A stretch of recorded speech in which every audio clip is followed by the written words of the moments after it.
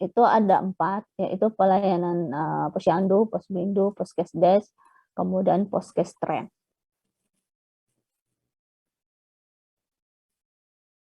Ini yang program besarnya. Jadi ada program pemberdayaan kesehatan masyarakat yang biasa, yang hanya berupa kegiatan dan tidak ada diluncurkan panduannya dari Kemenkes. Itu banyak sekali. Misalnya pemberdayaan, kita bikin organisasi, misalnya kelompok peduli kesehatan remaja, itu masuk dalam pemberdayaan kesehatan masyarakat. Jadi namanya beda, tetapi yang intinya adalah kita memberdayakan masyarakat setempat untuk meningkatkan derajat kesehatannya.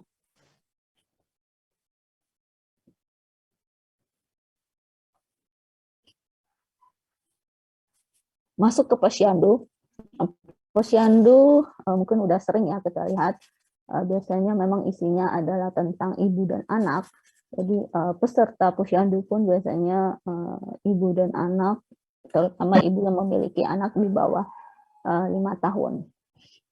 Biasanya programnya adalah imunisasi, yang paling banyak adalah imunisasi dan menimbang berat badan. Tetapi kalau menurut prosedurnya, pedoman yang ada itu banyak sekali ya. Ada kesehatan ibu dan anak, kemudian KB, ya KB juga sering di posyandu. Jadi kalau ada pembagian KB gratis biasanya di posyandu, kemudian imunisasi, jelas ya, kemudian gizi, ini kadang-kadang paling PMT, tapi PMT itu lebih ke juga kesehatan ibu dan anak, bukan gizinya. Kemudian pendidikan pola hidup sehat. Ini di posyandu ya, biasanya dipegang oleh Kesga. Jadi Promkes jarang sekali datang ke posyandu itu. Orang-orang Promkes biasanya yang datang cuma orang Kesga untuk imunisasi. Jadi seharusnya itu salah ya, yang benarnya di posyandu semuanya dapat, terutama yang 4 ini. Ini posyandu, jadi mulai peraturannya tahun 2021, peraturan Kemenkes ya, tentang posyandu.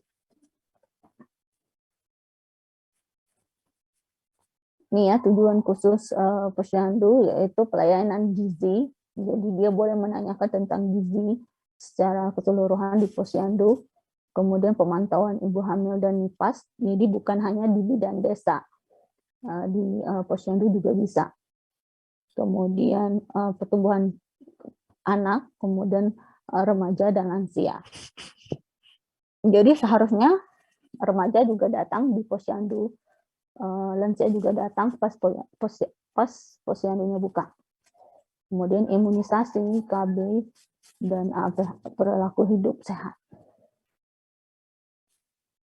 Jadi karena posyandu biasanya buka cuma sebulan sekali, seharusnya sebulan sekali mungkin itu adalah jadwal orang puskesmas, tetapi seharusnya posyandu buka setiap hari untuk melakukan semua kegiatan ini oleh kadar.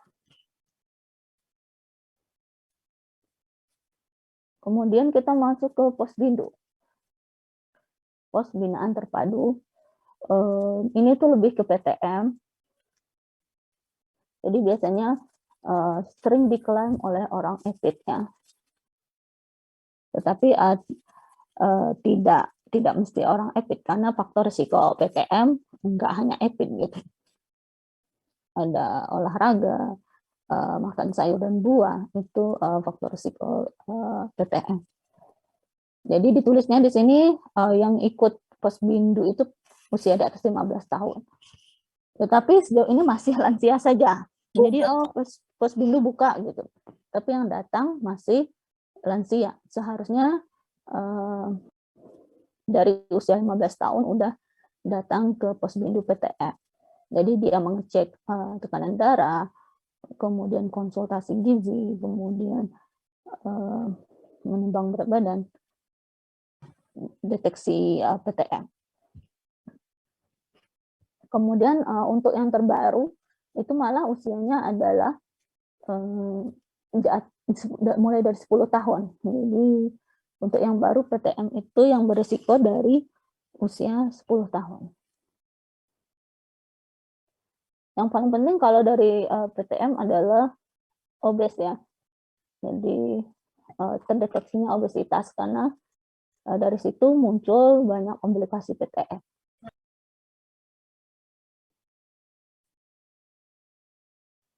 Oke, itu Posbindu PTM, kemudian masuk ke Poskesdes.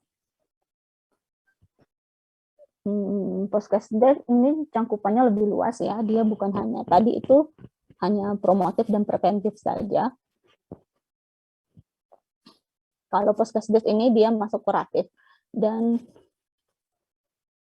jadi dia promotif, preventif dan juga kuratifnya, ada pengobatannya. Jadi ada dokternya, harus ada di Poskesdes. Ini syarat Poskesdes.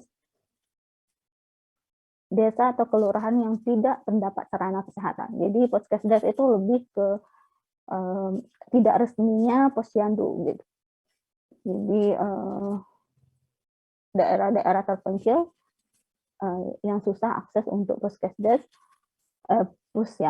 puskesmas boleh dibikin Poskesdes. Tetapi di sini mungkin perlu kerjasama dari desanya karena tenaga kesehatannya berarti bukan tenaga kesehatan yang digaji oleh pemerintah, tetapi perlu ada kerjasama dengan kerjasama mungkin pembuatan SK dengan camat ataupun bupati kalau dia dibekerjakan di Poskesdes desa tersebut. Jadi biasanya kalau akses posyandunya lebih dari sejam itu udah bisa desa tersebut untuk bikin Poskesdes. Jadi misalnya angkutan umumnya itu cuma ada dalam seminggu itu cuma ada 4 kali, kemudian jaraknya itu memang lebih dari sejam, itu memang harus, apalagi berkaitan dengan ibu hamilnya, karena kalau nunggu 4 hari angkutan desanya untuk untuk ibu hamil itu meningkatkan risiko kematian ibu hamil, ibu melahirkan gitu. Jadi kepala desanya perlu mengusulkan untuk Poskesdes dari puskesmas terdekat. Jadi untuk membuat cabangnya di desa terpencil tersebut. Jadi semua kegiatannya sama dengan posyandu, tetapi mungkin nanti pengecekannya tidak setiap hari karena itu adalah Poskesdes.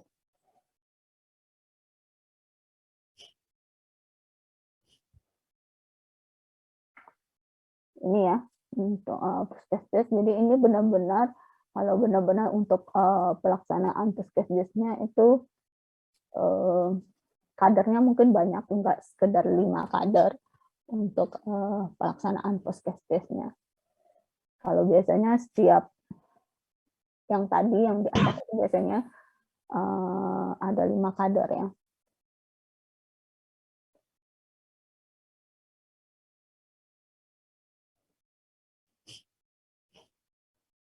Jadi setelah Poskesdes diharapkan juga pos-pos lainnya tetap buka. Jadi jangan gara-gara desa tersebut sudah punya Poskesdes kemudian yang lainnya nggak buka gitu.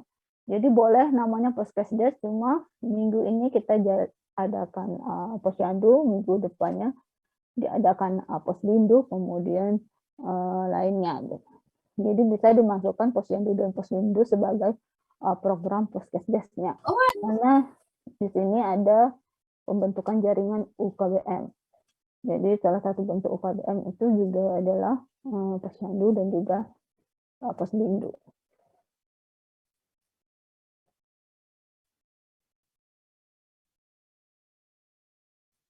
Masuk lagi yang keempat ya, pembedaannya itu ada pusat kesehatan pesantren. Pos kesehatan pesantren. Ibu belum pernah ke pesantren yang besar ya.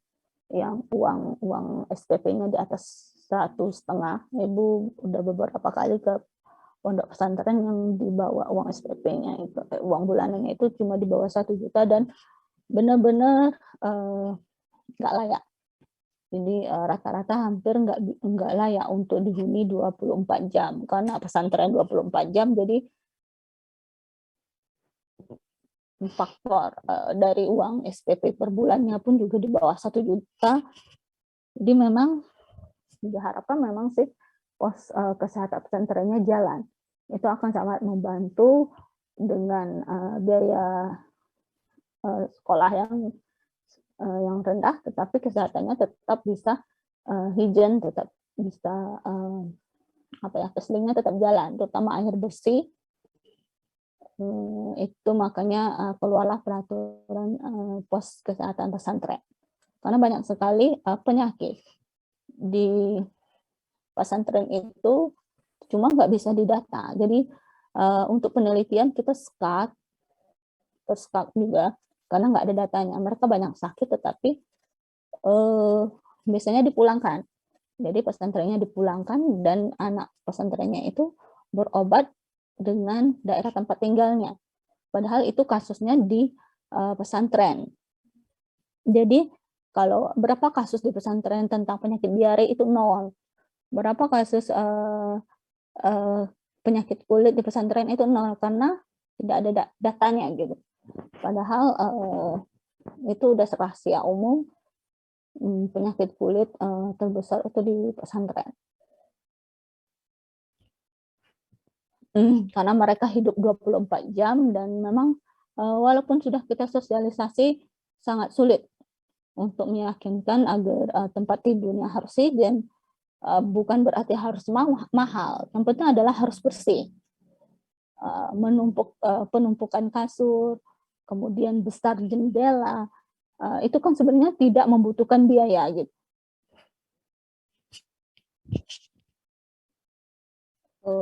Dan terutama orang dinas pun untuk datang ke pesantren itu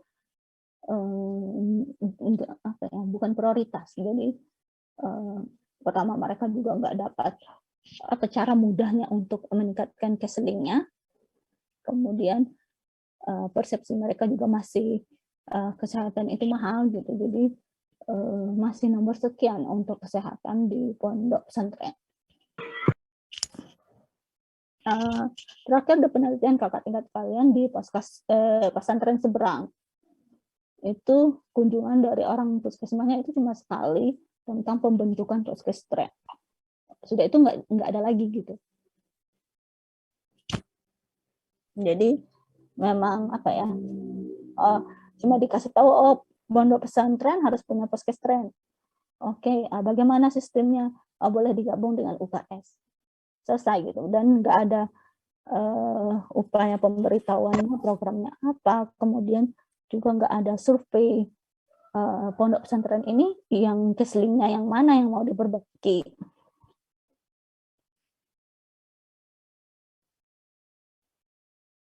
Jadi itu ya, beban terberat memang di pesantren. Masih dari kita pun masih memandang sebelah mata gitu. Kita lebih ke wilayah kerja puskesmas kita. Jadi masyarakat langsung, bukan kepada institusi-institusi seperti puskestren.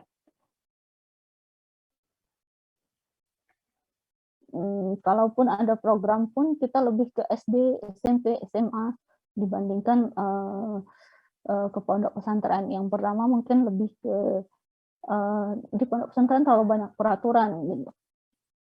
Jadi pondok pesantren kuno gitu. Jadi ada persepsi seperti itu dari orang kesehatan sehingga menganaktirikan kesehatan di pondok pesantren, lebih ke sekolah umum.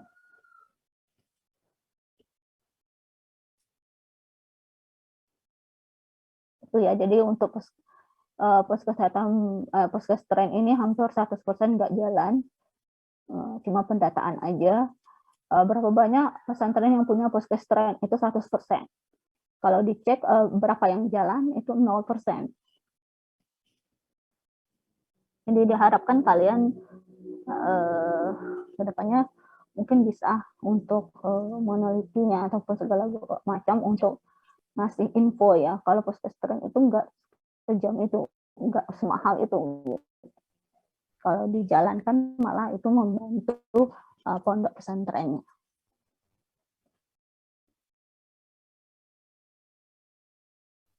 Ini ya.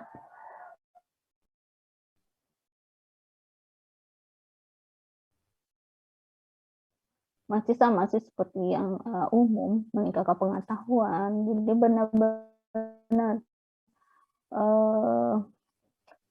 yang namanya apa ya? Yang namanya kesehatan lingkungan untuk asrama itu benar-benar mereka kan seharusnya luas kamarnya berapa gitu, pencahayaannya berapa, jadi itu benar-benar perlu diinformasikan ke cara hijaunya, menjemur handuk dan segala macam itu memang perlu diajarkan ke santri.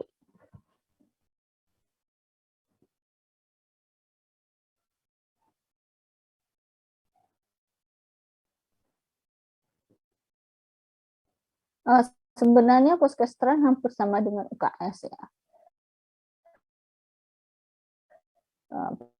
Programnya sebenarnya dengan mereka menjalankan UKS aja itu udah hampir 70%